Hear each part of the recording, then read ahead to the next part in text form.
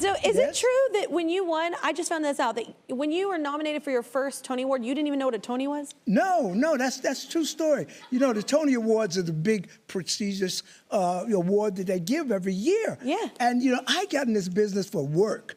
You know, I wanted a job. And I didn't go following award shows or things of that nature. So I'm doing Jesus Christ Superstar. And the knock comes on the door, and the guy says, Mr. Loreen, you have an envelope. I said, give me the envelope. He goes like this. I said, give me the envelope. Man, he says, no, this is the envelope. I said, yeah, give me that damn envelope. I take the envelope, mine. I'm reading it, right? And I'm realizing it's from a guy named Tony. so I turn to this guy and I go, who's Tony? And why does he love me so much? Why does he want it? Then I read it and found out these are my peers. Yeah. Who said you got something. As a matter of fact, I have that letter today. There's tears on the letter. Oh, that's so yeah. cool. Because you Wow. get it, that, you know, you're in this, but you don't think about it because we do it because we love what we do. Yeah. You know what you And you're do. just hustling, you're Just grinding, go ahead, you're doing it. your thing, you're Yeah. doing your thing. And then somebody says, hey, you got something. And I'm this kid from Brooklyn. I was like, wow, they like me. Oh, it is cool. It's not about the awards. I always say that. Like, No, it's not about no, it, but it's about it is validating to, like, you know, do all this hard work and then somebody be like, that was pretty good. Yeah, That's yeah, nice. yeah. Your peers saying, Yeah. yeah, you got something there. Did you always want to do Broadway? Were you always? I wanted to do employment. You know? Me too. Yeah. I was looking to pay that electric bill.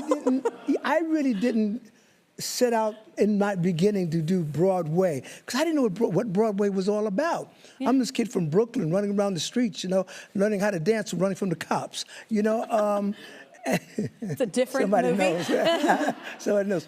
And somebody said to me one day, why don't you go to the High School for Performing Arts? Yeah. And I said, okay, cool. And they said, where is it? They said, it's in Manhattan. In those days, you said Manhattan. I thought I needed a passport to get over to Manhattan. I mean, I was like, oh, okay. And I would go to the school, and I see dancers for the first time. And I was like, wow, there's another world out here. It's called the arts. And it's I called fell in love. opportunity, too, for kids that love the arts, you know? Yeah, That's a great opportunity. I had Not every kid gets I had that. some great people to teach me and learn from some fantastic people. A woman named Dr. Rachel Yoakum was the principal of the dance department. She saw me there with all these dancers, and I was just sitting there with my Bermuda shorts on and my U.S. Kids sneakers, my T-shirt, my little skinny brim hat, and I was sitting, made up a little dance to Killer Joe by Quincy Jones. I'm sitting there, get up and do my little dance, and I get up in front of the people, and I do my little da-da-da-da-da-da. I thought I was very cool, right? But I didn't know the people sitting at the table were people like Martha Graham and George Balanchine and all the greats. Sometimes at that time. ignorance is bliss. I didn't know who they were. They were just a bunch of white people. Yeah. You know, doing my thing, you know? And I come off stage, he said, how'd you do? I said, I did all right. She said, what's your name? I said, Benjamin. She said, what? I said, Benjamin. She said, you mean Benjamin? I said, yeah, Benjamin, what's wrong with you? Do you hear me? I know turn what this I'm thing talking about. She said, would you like to go to school? I said, all right. Here I am, folks. I love that.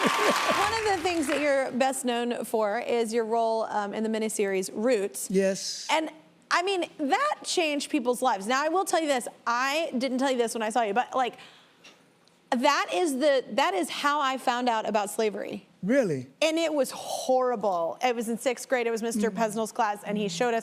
It was like science class. I don't know why we were watching. But he played it, and we watched it, and I was just, it destroyed me. It was like, I feel like it was the day that like the whole innocence was gone, because I was like, oh, there's like pure evil. Yeah. Like and I had no idea before that that existed. Well, what's so sad is that slavery still goes on today. I know. And like it was so wonderful to be able to be a part of that.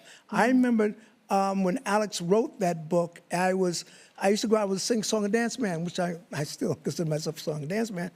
And I heard about this book, and I called my agent and I said, I want to be a part of this book. Because when I was growing up in school, there was only one paragraph, you're a slave and Lincoln frees you. I said, no, that's not the whole truth. And this guy's written the truth. He went back to his home in Africa and came across on a freighter to assimilate what it must have been like to be in that ship. And he said, I want to be a part of this story, to tell our history. And so anyway, he looked at me, he said, Ben, He said, you're so, come on, man. You're a song and dance man. They're looking for actors. He said, don't even think about it. So I go to Chicago, and I'm doing my show in Chicago, and I was opening, group was opening for it called Sister Sledge. Yeah. These little Oh, girls yeah. writing the song. And so I go down to Savannah, Georgia to do the show.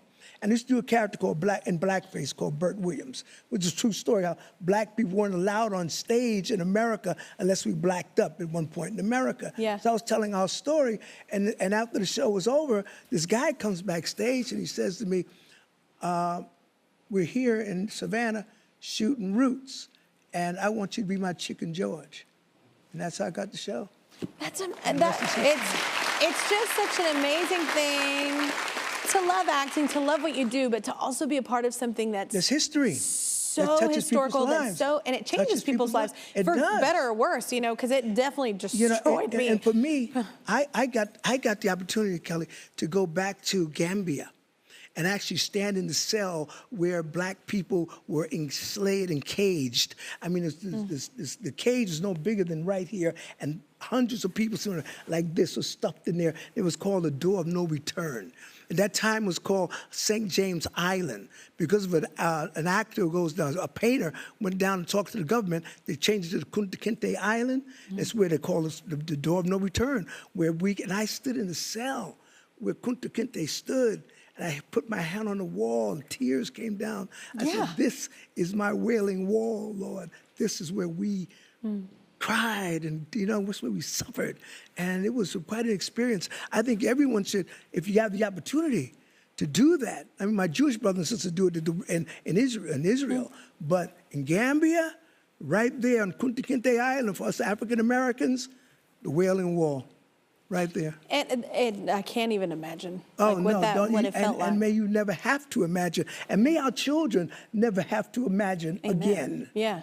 And you know how? It's important that we realize this thing is not about you being black, you being white, you being yellow, red. No, it's a God thing. You see, God's bouquet is all sorts of beautiful colors. And once we realize that, we begin to realize the divinity within us and the love that exists. Yeah, I love that, God's bouquet. Yes, we are God's bouquet. There's no difference. I mean, we are breathing the same air, and call it God, Allah, Buddha, Jesus, whatever you want to call the great divine, it exists, but only exists when you recognize it, and you and me. You and me. Absolutely. You and me. And I wanted to say too, it was amazing because it taught, like, for such a young kid like me, and I think all kids, honestly, it's a tragic thing to watch, but it's a tragic thing that happened. You must watch it. But you have to, and it was cool because it actually taught me compassion, empathy, all these things. Yes. Not just the negative things. It was all these things of like, oh my gosh, this can exist. Yes. And it's good that you see that so we don't repeat it. Yes. And we don't continue it where it's happening now. I constantly say, if you don't know where you came from, you don't know where you're going. Yeah. You might repeat the same thing over and over again. And a lot of that's happening today. That's insanity. Today, it's happening today because we forgot who we are. We think we're human beings seeking for a spiritual experience. No, we're spiritual beings having a human experience. Oh my, write that book. Yeah. Once we realize that we're all spiritual beings having a human experience, then we begin to recognize each other as spiritual beings. And stop looking at each other as race or different genders. No, you're my brother, you're my sister, you me, I'm you. I see me in your eyes. We are one. I love that. We are one.